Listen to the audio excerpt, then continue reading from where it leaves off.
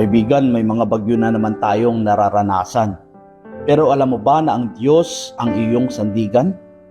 Sa awit 107 verse 29 ay sinasabi, pinatahimik niya ang bagyo at naging bulong na lamang ito at tumigil ang mga alon.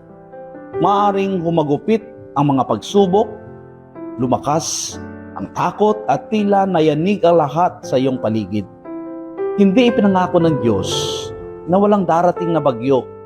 Ang ipinangako niya ay sasamahan kanya sa bawat bagyong ito. Sa panahong pinakamalakas ang hangin, ang kanyang presensya ang iyong pinakamatibay na angkla. Hindi man mapigilan ng bagyo, panatilihin tayo ng Diyos na maging matatag hanggang sa ito ay lumipas. Higit na dakila ang Diyos kaysa sa anumang hirap. Magtiwala ka sa Kanya. Sa Kanyang salita, dumarating ang kapayapaan. Kaibigan, manatili tayong matatag. Hindi nagtatagal ang bagyo. Manalangin tayo. Panginoon, Ikaw ang aming lakas kapag umahagupit ang bagyo. Patahimikin mo ang aming mga puso. Patatagin mo ang aming pananampalataya. At yakapin mo kami ng maigpit. Sa pangalan ni Jesus. Amen.